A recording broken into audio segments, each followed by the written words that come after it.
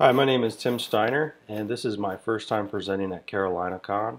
A little about me: I am a cybersecurity consultant in North Carolina, and I've been working in the industry for many years now, focusing in offensive security. And today I'm going to be presenting on one of my favorite topics, which is red teaming. And we're going to be focusing on the method of command and control known as DNS tunneling. So no matter how tightly you restrict outbound access from your network, you probably allow DNS queries to at least one server.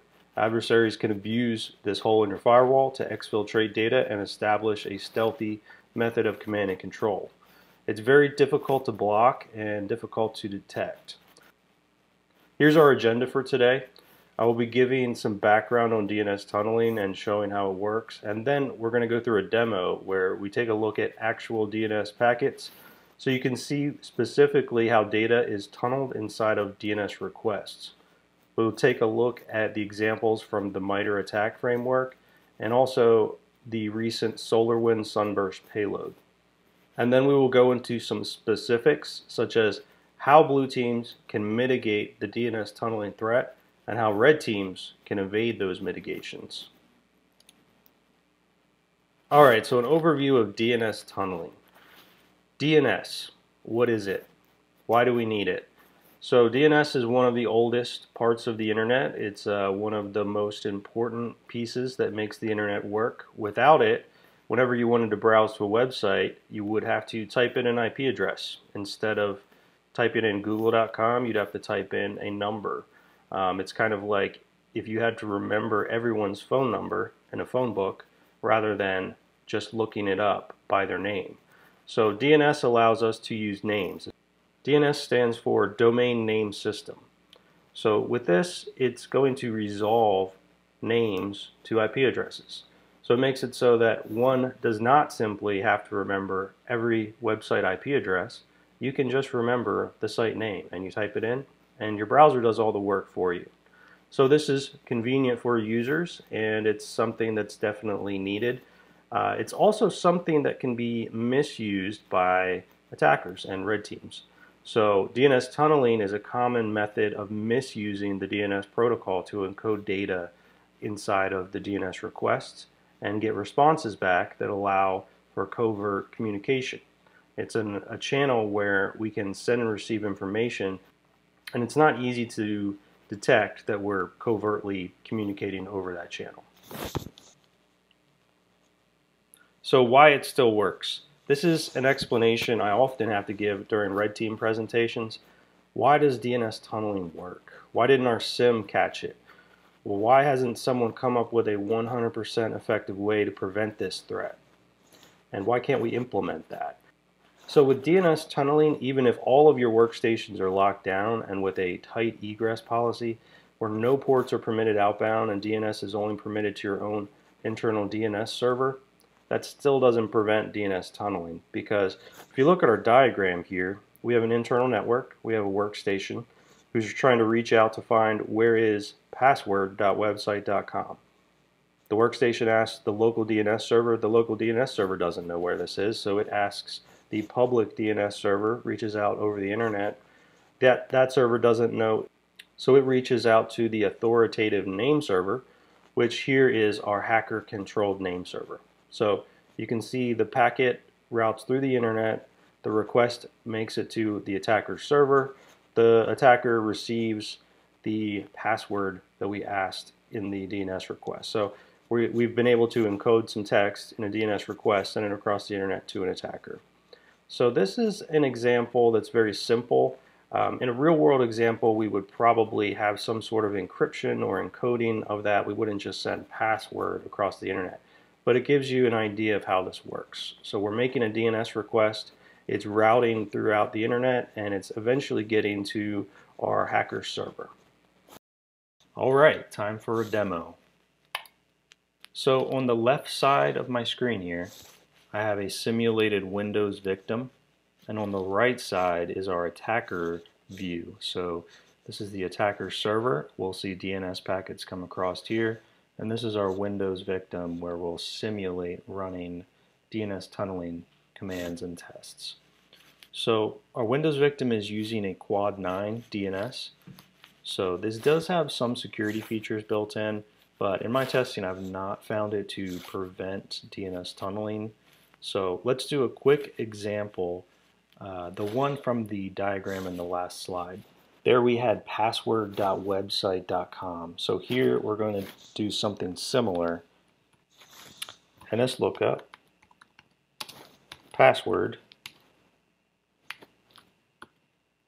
ns1.aws.-s3.net. So this is going to be the domain that I have registered for testing. So we can see that it resolves. Our DNS request goes across the internet and reaches our attacker server, and we can see password. Okay, great. So proof of concept, we can send data across the internet by using an NS lookup command. So first I'll run some commands so you can see how it looks locally. You can see that if I do the computer name variable, I get back my computer name. And I can also use the username variable to display my username. So we have some basic system information here. We have the computer name and the username. So now let's send that over a very simple DNS tunnel. In order to do that, we'll just put it into the NS lookup command. And we can see that our DNS server is DNS9, quad 9, and our request has made it to the attacker server, and we can see in clear text prepended on the DNS query is the name of our workstation. So now let's do the same thing for the username, and we can see that comes across as well. Any kind of information across the internet in a DNS packet. So we've demonstrated running commands where we can send basic system information. Next, let's try something a little bit more advanced that's closer to what an actual DNS tunneling attack tool might use. So by encoding data, we can send it as base64, and we can send anything across the network such as encoded commands or binary files. The server side can just reverse the base64 formatting so that we get the original file or command.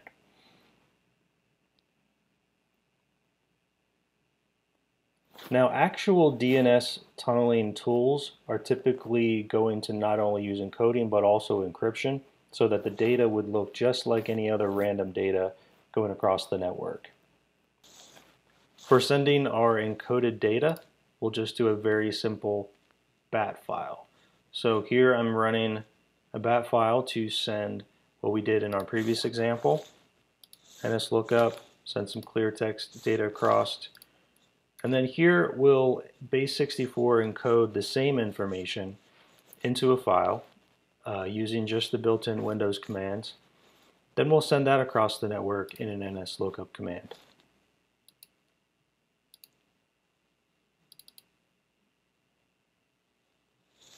So we can see the clear text information we did in the previous example. And now we can also see base64 encoded version of that.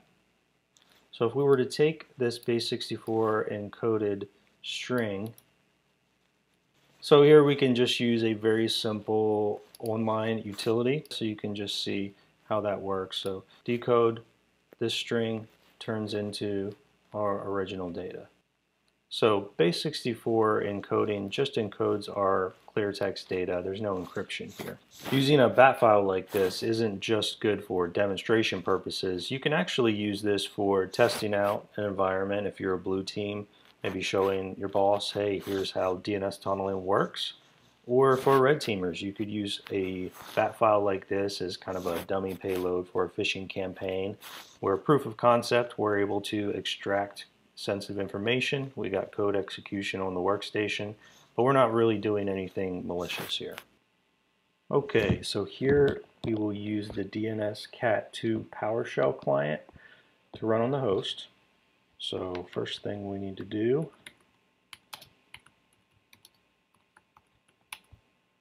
open up PowerShell, the command we'll use to download and run the PowerShell script.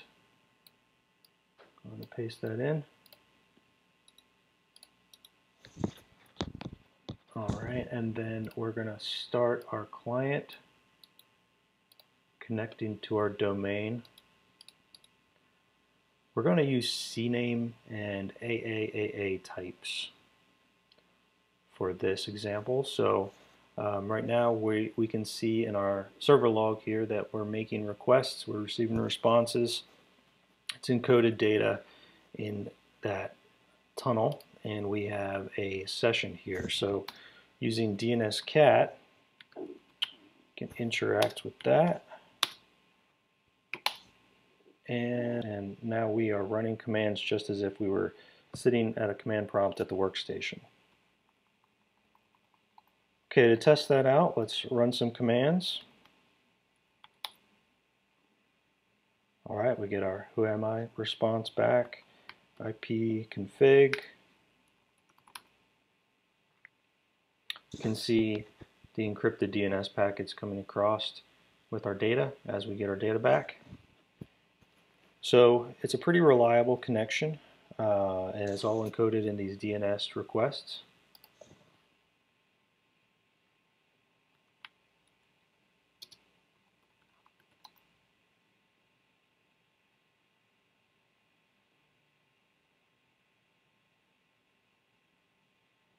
Alright, let's exit out of that and try just using text.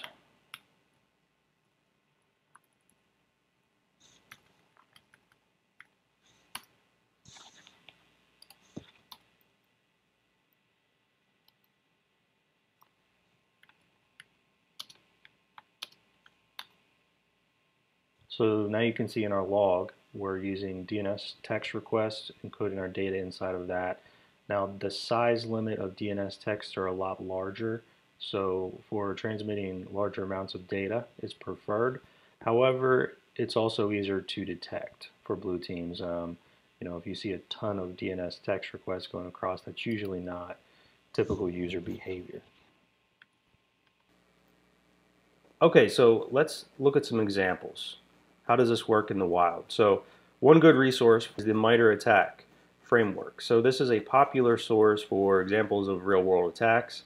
The DNS tunneling method was assigned the designation of T1071. So if you search for that, you can find a lot of real-world attacks that use this method. Atomic Red Team has some examples and scripts that you can run that actually simulate those real-world methods. And if you do a breach simulation exercise, this can be a good way to test your security architecture out. See if the tactics that attackers are actually using are detected by your security controls and find out which ones aren't. Probably the most well-known recent attack was the recent SolarWinds incident. I'm sure most of you have heard of it if you've been following security-related events. With this attack, there were multiple pieces of malware used to compromise high-profile companies and government entities. The SolarWinds Sunburst malware used a combination of DNS and HTTP/C2. So from the FireEye report, you can see some actual DNS CNAME requests, which if you remember back to our demo, these look very familiar. This is very similar to the tool that we used where we sent data encoded in CNAME. This is a very interesting example of DNS tunneling. You could dig in further, taking a look at the DLL, which generated this DNS-C2 and what kind of data it was sending out from the target. So we can actually do some forensics on the SolarWinds attack and take a look at the affected DLL, which is called SolarWinds Orion Core Business Layer. So this DLL has a function in it, and if it has this, then you know it's one of the affected versions. It's called Orion Improvement Business Layer. And so if it has this, inside of that is this update function, which has the source code for the attacker's DNS-C2. So using DNS-A records, they are sending data to their attacker-controlled servers. So you can find online more in-depth analysis of how this actually works. For our purposes here, we'll take a look, and I just wanted to show you a real-world example of a DNS C2 in the wild. Alright, so how do we protect against DNS tunneling? Well, the NSA has recently published some guidelines on selecting a protective DNS service. These are not usually cheap, so they're really good for enterprises with large budgets, but for smaller businesses there are alternative methods that can be used. Some of these are free and open source. The paper referenced here, Detecting DNS Tunneling, is a great place to start when implementing that. For organizations that implement PDNS, it's important to remember that this is not a silver bullet, and if improperly implemented may even not work at all. So for example, if you have a lot of remote employees, which a lot of companies do these days, their DNS requests may not even be going over the corporate network and may be using the user's home DNS server. With DNS over HTTPS, the contents of DNS can't be inspected as it's end-to-end encrypted.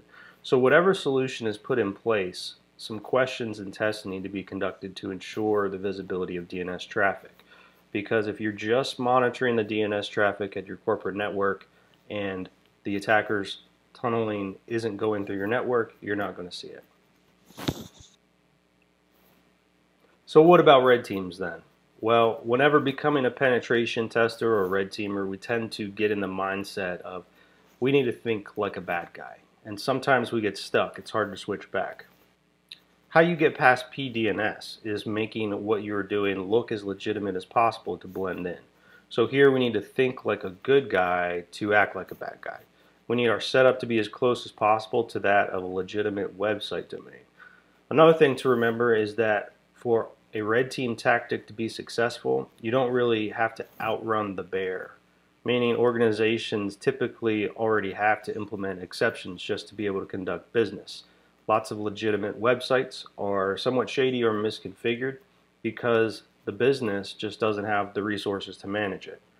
If our domain looks like a small IT company, we can probably just blend in and make a legitimate request to the web filtering solution in some cases to categorize us as something that's low risk, like computer networking site. No need to hack anything, just ask nicely, just like you were really a small IT company. So if PDNS is the bear here, we're the guy putting on our sneakers. We don't need to be the fastest runner, we just need to be able to blend in with what's already happening. We just need to run fast enough to get past other things that are moving slower than us. So if we make our website and our domain look pretty good and it's pretty trusted, it's probably going to blend in with what the organization already allows. If they have a typical setup where they allow some small businesses that may not have the best websites or domains or may not have the most trusted setup because they just don't have the bandwidth to do so. Just don't have the resources to fully manage their site. It might be somewhat misconfigured. We just need to make our domain that we're going to use look pretty good. And we need to make it blend in with what the organization already allows. So some more tips for red teams. You need to be able to adjust quickly. If PDNS is detecting your DNS C2, you have to stop and think, what is different between my DNS requests and legitimate ones? Some tools have built-in features that allow you to customize your DNS requests to make them look more legitimate, such as DNS Cat 2 from our demo and Cobalt Strike. So Cobalt Strike's malleable profiles will allow you to do things like set random delays between DNS requests, have random size of your DNS request, and always make sure to not use things that are abnormal, such as using the largest DNS text request size. That's probably not going to blend in very well. Alright, digging deeper. So we just scratched the surface on a lot of these topics. DNS tunneling is a challenge, I think most would agree, to protect against, but really there's some other things coming our way that might be even more difficult. So with the new DNS over HTTPS protocol, getting more wide adoption, and this makes it even more difficult to detect DNS tunneling. If the contexts of your DNS requests are encrypted by HTTPS, then you have to have some features in place in order to even have visibility of your DNS requests. And there's already some red team tools that take advantage of this, such as the Spider Labs DOHC2. If you like this presentation and want to learn more, feel free to contact me at t@crp.to. We are local to NC and the only company that offers a free red team exercise where if we can't breach the perimeter, it's free. Thanks for your time today, and remember, the best defense is a good offensive security strategy.